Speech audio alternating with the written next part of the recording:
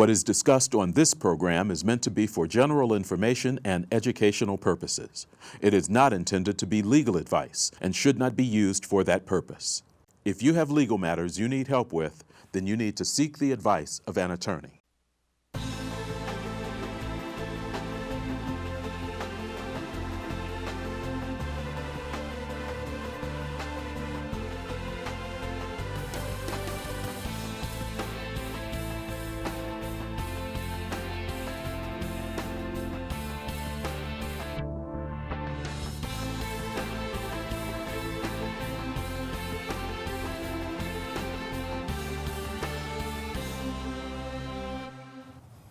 Hello, I'm Adam Forrest, a partner at the firm of BBKCC Attorneys, and it's my pleasure to welcome you to another episode of Legal Briefs, a production by our firm with the capable assistance of staff of WCTV Production. And we seek to explore legal issues of general interest through this programming. Joining me in the studio today are Ron Cross, a partner with me at the firm of BBKCC Attorneys, and our special guest, Gordon Moore, the current elected Wayne County Surveyor. Welcome, gentlemen. Thank you. Well, the topic for this edition of Legal Briefs is consideration of some issues presented to property owners that try to deal with surface water runoff, surface water drainage, those types of legal problems, and what they can do and who they can seek out to deal with kind of remediation and general knowledge efforts related to that subject. Now, Ron and I first started planning this show many months ago, but due to our schedules, we weren't able to get here and actually put it on TV until today. So when we started this, I think it's fair to say that we thought we were in monsoons and never-ending rain, and farmers weren't getting into the fields, and as soon as they did get into the fields, it seemed like their seeds that they planted were covered up.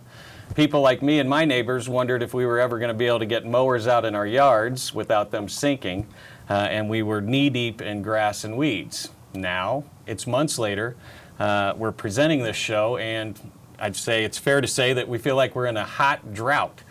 So times change, weather's fickle, you never know what you're going to get in Indiana, I think we all know that. But these water surface issues are real issues, and they're things that people have to deal with quite often.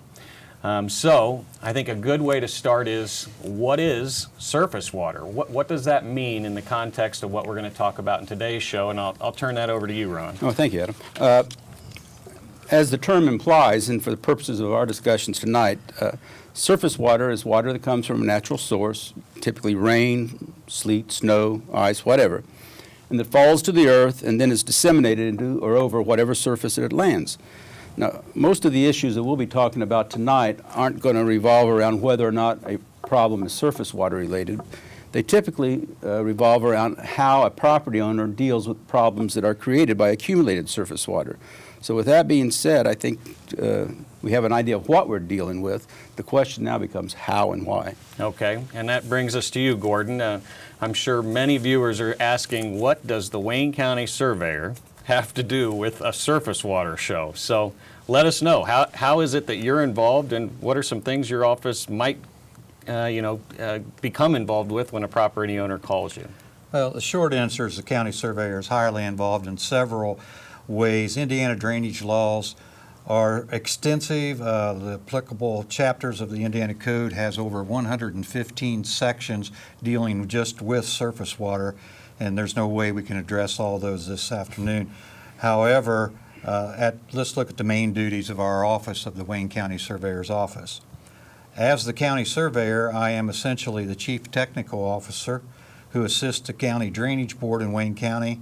The drainage board consists of our 3 elected county commissioners, and one of the main duties of the drainage board is to deal with county-controlled drains, sometimes known as regulated drains, assessment drains, and these regulated drains generally, but not always, are originated and exist in rural and agricultural areas. However, we do have a couple in Wayne County that are also located within the residential areas. So to get a perspective of what we're dealing with, Gordon, how many total regulated drains would you say your office and the drainage board are responsible for overseeing? Currently, we have 20 total regulated drains. and not all of them are being assessed at this time. Currently, only 5 drains out of that 20 are we actively assessing, and then 14 of those drains total have a maintenance fund available for us to do future maintenance. We'll talk about the financing a little later. Sure. So I guess backtracking a little bit, we've talked about the drains. How did they come into being? How did they become? How are they an issue that we're now dealing with? Well, it's always out of necessity, I think, and it goes back many, many years to flooding, ponding, damage to croplands, maybe even damage to residential homes. And there's a process that is existing that if you have a problem with drainage, that you can submit a petition to the Drainage Board for the creation of a legal or a regulated drain. Now, that typically requires more than just one disgruntled property owner, does it not? It typically requires one or more, two or more people within the watershed of that drain. Yes, Ron.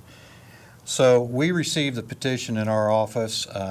I or my staff, we go out and review the existing conditions. We look at the probable cause of the water collection, examine topo maps. One of the biggest assets that I think we use is our local GIS, which has aerials dating back to 1940 up to current. So we can use those as a valuable tool to determine was there ponding, was there flooding in the past, what has changed in that particular area to necessitate requiring a regulated drain. And once we take all that into consideration, then we can submit it to our Drainage Board for consideration. If it goes to a public meeting, then we have to provide notice to all the people that are within that watershed to attend, if they want to attend to the public meeting. And at that time, both those people in opposition and approval of it have an opportunity to speak. Our Drainage Board will make a decision of whether they want to move forward with the creation of a new drain at that time. Part of your analysis involves looking at the financial impact of doing a new drain, does it? Absolutely, it has to. We've had some circumstances in the last 2.5 years during my duration in the office where people have thought that they wanted a legal drain, but when we start looking at the financial responsibilities and cost to construct, maintain, they have a change of heart and seek other options. Now, I think you alluded to it, but how long have some of these drains been in existence? In our area, it's really interesting because most of these drains date back to the late 1800s, early 1900s. Only one of our existing drains was created after 1940, and that drain is 1993, and it's in a residential subdivision where we took in the detention basins because it was right next to one of our regulated drains, and we wanted to make sure to protect the drain, is my understanding.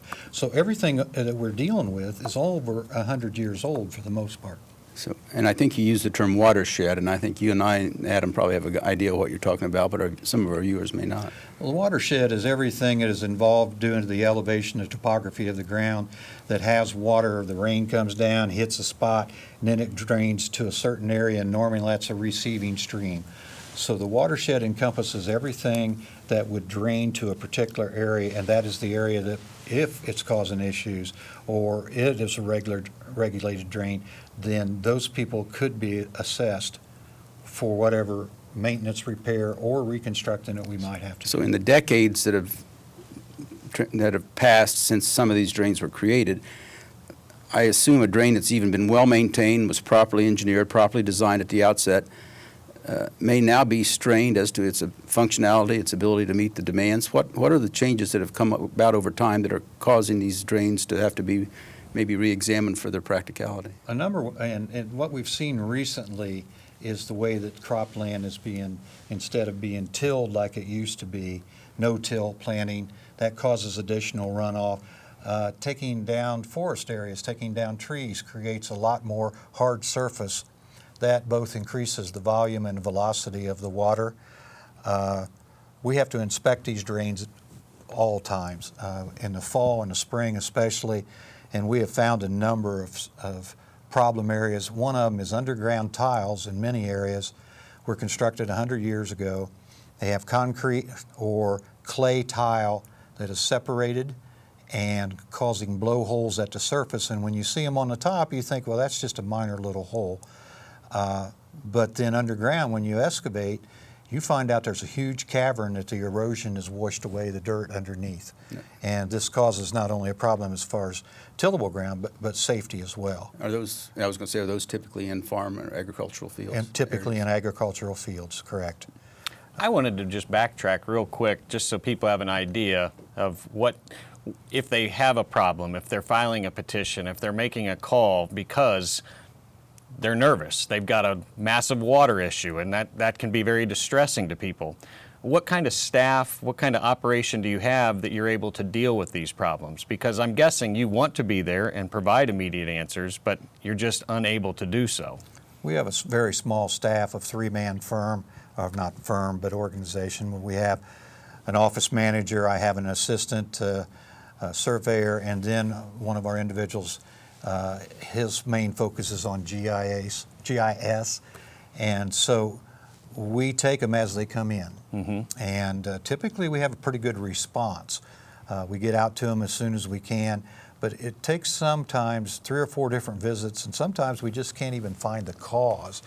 So it's time consuming. I imagine it's just so. not an instant response, and then as we move forward, and I think we'll talk about that a little later, of how we make those recommendations to the board based upon some financial considerations and how we repair them. So, You indicated you do inspections quite frequently, and I think you brought with you some pictures to show some of the conditions that challenge your life, I guess is a good way to put it. Challenge is an understatement right now.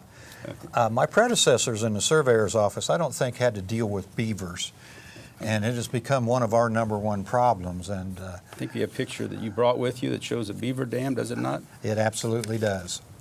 And this dam is located right north of Centerville, east of Centerville Road. And this is a ditch that we repeatedly have beaver problems with. And the property owner along this ditch has been very cooperative, and he tries to remove as many of them as he possibly can. But these structures, what you see on top, is just the beginning of it, because down underneath, they also pile up silt, mud, and it can go as many as 5 foot deep. So removal of these dams is a considerable effort and expense. And the real issue is we remove them and they come right back into the area. Industrious beavers. That's right. Industrious beavers. One of the solutions that we're looking at is trying to remove as much of the growth along the top of the banks to eliminate their food source and eliminate their building I believe source this as well. picture, picture number 1 that we're looking at that is posted, was presented to the County Drainage Board last month. Is that correct? That's correct. So, and I assume the picture was taken reasonably promptly before that Within meeting. the last 2 weeks. So this is no longer older than about a month. And you can see, even in this dry, arid time that Adam alluded to, that there's a discernible difference in the depth of the waters, both upstream and downstream from the dam. So these are significant obstructions, are they not? They are, and not only that, what this particular dam has done, is, as many of them do, is backed up into agricultural land and has been destroying crops, and in some areas has not even allowed the farmer to plant his crops.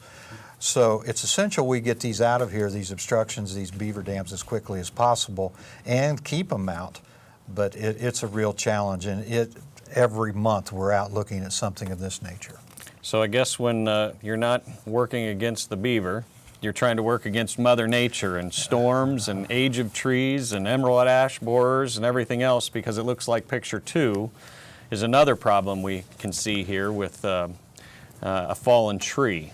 And picture 2 is a good example of what our banks look like along each one of these ditches, the open ditches. And it shows you the amount of growth that is present, and then during storms and aging of trees, they also fall down into the streams and effectively block up the stream and prevent a positive flow. And you see in the backdrop the impacted area being an agricultural field. Absolutely. In the backdrop, you can see some ponding that's taken place, and that is due to the restriction and the obstruction in ditch And I'm itself. guessing these are at times hard to find because when you're looking for them, they look like just the edge of any field with just overgrowth and weeds and a woods and And they're difficult to find, and as you can tell, they're no fun either. That's a lot of briars and a lot of bugs. And again, you don't have a staff of 5 to No, send out with no, chainsaws no, to take care of it. we don't. Okay. We've got a few more pictures to go through. Picture 3 shows an area of a farm field near a drain that's begun to pond water. What are we looking at here beyond that? This is north of a residential subdivision, and what is happening is during the periods of high rain, it is flooding this area, and the dry and burn out areas, that's where the water stands and cause problems. Not only that, it's dangerously close to some of these residential homes as well. And we don't know the source of this one yet. We're going to have to wait, as we do sometimes, and wait for a heavy rainfall. We've walked this ditch in both directions, and I just can't determine why this water's backing up. It's not something that is normal because we've looked, again, on all the aerials. This has only started occurring this past spring, and as you previously said, because of the heavy rainfall that we had, we know that there's obstructions that have been created that we just haven't found them yet. So this one we definitely want to pay attention to and try to protect the residential homes in this Sure. Now, neighborhood. you mentioned residential implications for drains. It's not just a farmer's problem, is it? No, it's not. In picture 4, I think, can you orient us to where and what that is and, Sure. and the significance of it? This is in the Winfield subdivision on the east side of Richmond. And what you're seeing is the guy took these shots, the property owner, off of his back porch. And you can see how close the water is coming to his house. Underneath that water is a detention area, and also to the east of that is Scott Ditch that is supposed to handle all this water. So you've got 2 mechanisms in place. The detention area that was designed at the time the subdivision was approved, is that correct? Absolutely. And then you've had the A.F. Scott ditch that's been around for a long time. Long time, long before the residential homes were ever constructed in this particular area. And I think if you look at photo 5, that is the same, essentially the same view, showing that ditch and detention basin in its normal course, is it not? That's exactly right. This is what it looks like in dry periods. This is what his backyard, same place, same location, shooting towards Scott Ditch, showing that there was no water. And the detention basin, when the Winfield was originally designed, was taken into the Wayne County regulated drains. And again, I believe, I wasn't around in '93, but I believe it was to protect the Scott Ditch. Well, both of them are failing now, both the detention and Scott Ditch, to handle the flow during the heavy flows. Okay, and you've indicated a lot of causes could be creating that, whether it be a blockage or whether it's just increased. Downstream from this, there's at least 2 to 3 very large tiles that go underneath existing roads. And we've looked at those, and it doesn't appear that that is the obstruction area, but somewhere in between those tiles, there's something that's blocking this up and causing it to flood. Well, since you don't have a staff, and we know that this has to be done, and not many people are willing to volunteer their services, how does this get paid for? This gets paid for by those people, again, that reside within this watershed, and in this case, it's a large number of residential homes that was in the watershed prior to the subdivision being constructed. And in this particular maintenance fund, there is not a lot of money. So if we find that the fix is going to be higher than what our maintenance fund currently has, then we'll have to start reassessment of this particular area again, which it has not been in some years. Now, when you say assessment, what are you assessing? Dollars on the property tax? Dollars on the property tax, the amount of land that they own, and that is collected to their tax base, and then it goes into either the maintenance fund or, in this case, Scott Ditch Fund, Winfield Detention Basin Fund. Okay. Now, we've been quite a while in regulated drains, but not all drains that are created are necessarily regulated or under your jurisdiction, are they? You know, the vast majority of the drainage areas within Wayne County are not within the Wayne County regulations. They are, for a lack of a better word, mutual drains that benefit certain areas. Let's take a subdivision that has been developed within the last 40 years. That's how old I am. I remember when we did subdivision, we didn't care about drainage. We didn't even look at it, what the result was going to be to the downstream receiver. Well, that resulted in lawsuits, damage to property. So every subdivision that is now designed has to have a detention area. And so that becomes a mutual drain because it's not controlled by the county, or it's not part of the county regulated drain system. So there's homeowners associations that take care of it. There's agreements with property owners that they maintain that particular area, keep the cattails out of it, keep a positive flow.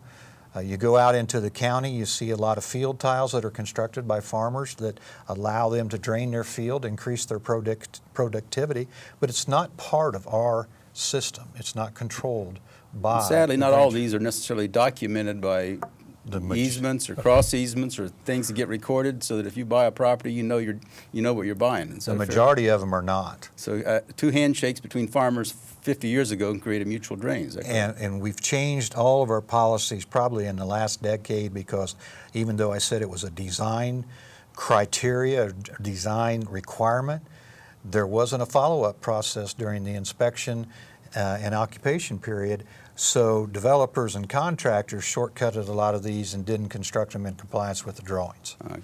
So what's the general rule if you have a subdivision? Is the surface water coming in have to be no worse than that which leaves the property? It's a zero amount of increase following construction as it was prior to construction. And I always relate it to a bathtub. What you do is take that additional surface water that is created by hard surfaces, you get additional volumes, you get additional velocities, you take it into the bathtub, and then you have a small area that you release it under a controlled volume, and that volume has to be the same as it was prior to construction. Okay. I guess at this point, the lawyer and me would jump in and say, if you're looking to buy a property, particularly a property in a suburban area that may be close to mixed-use types of properties. If you're buying property that has farm fields on either side of it, you better have your title looked at closely. Is that correct? You better have your title, and not only in the farm areas, you better know what's coming into you. In the residential areas, I think this is a very good example of what I'm going to say, is these people looked out their backyard, saw all the trees, saw the stream, thought this was a beautiful thing that they were going to have in their backyard, never looking into the fact that this was a detention area, and the majority of this was covered under an easement that allowed the county to come in and maintain them. They can't plant trees in this area, they can't plant flowers, they're restricted because they can't stop that flow.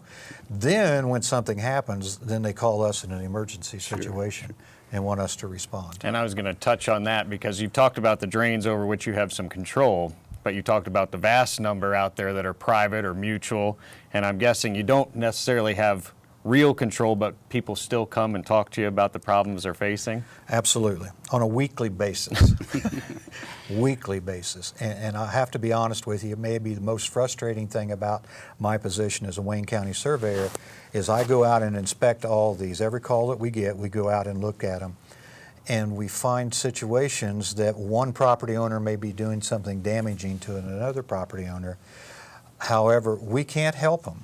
I can make recommendations on how to correct it. I can say put storm sewers in, put levees around your house, all these things. But we, as a county, it's not part of our regulated system, so we can't assist them in doing so. So it becomes a civil matter, and I have no recourse but to say, hire one of you guys to go out and represent it. So.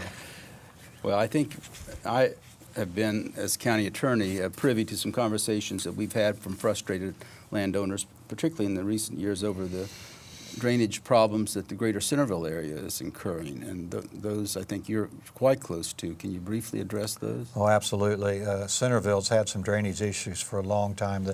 The large ditch that runs through the middle was never been delineated by the DNR until here recently as where there was a flood zone involved in a 100-year floodplain on the outskirts of the ditch itself. So within the recent years, the DNR came in, did cross sections, figured out where that floodplain was going to be, and then all the areas that were located within that area, those that had mortgages, are being required to get floodplain insurance. Now, they have found that there's a tremendous amount of water coming from the northwest and from the southwest, draining through the ditch on the north side and one on the south side of the town of Centerville, and, east, northeast and southeast. And what the city has proposed and their engineering firm, their consulting firm has come up with is very large detention basins in both of those locations. I think the one on the southeast is something like a 2 million gallon detention basin. So to kind of cut to the chase for what this program's about, is that something that is economically feasible for the Drainage Board to create another regulated drain to solve? I hope it's not until after it's all constructed and in place. But no, I don't think it is. And So what again, the town of Centerville is doing is trying to find grants to assist them Grants and to outside protect- assistance. Right, So outside an assistance. area that, no matter how good your intentions, you really can't do anything about at this point. We can't. We can't assist not only the town, but those residents on the perimeter of the town as well. Ron, I was going to interject real quick just because I think there's one doctrine that we talked about before coming on the show, and we'll probably have a minute or two left. Oh. But one doctrine I thought that a lot of people, with their disputes with their neighbors, might want to know a little bit about, and that's the common enemy doctrine. Yeah. So if you had a minute to tell us that. Quickly, it is a matter that has developed over the hundreds of years by case law. The theory says that surface water that is not running through a defined channel is a common enemy, and everyone can deal with it in such manner as they please to relieve their property of the burden, except there are two things you cannot do. You cannot collect it, store it, and then dump it en masse on your neighbor. So I've had several cases that deal with it. I probably don't have time to go into them right now, but essentially the common enemy doctrine allows a property owner, if it's applicable, to build swales, to divert, to redirect, but it just prohibits the massing of the water and then the dumping of it. So if in a proper case where it's so applicable, it can be of assistance. I would strongly advise anybody not to take any unilateral action against a neighbor until they've consulted with an attorney.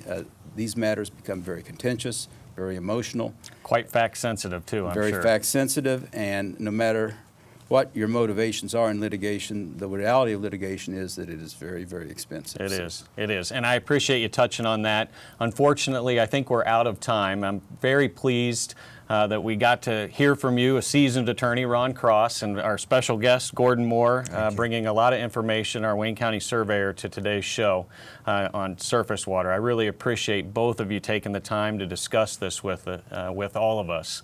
And along those lines, thanks to all of you for watching. I hope you enjoyed today's show and learning about today's topic. And I would note that if you have an idea about a topic, feel free to give us a call, 765-962-7527, and let us know your topic idea. Perhaps we can get it on one of our shows. So with that, please support WCTV by watching additional episodes of Legal Briefs and their other great programming. Have a wonderful day.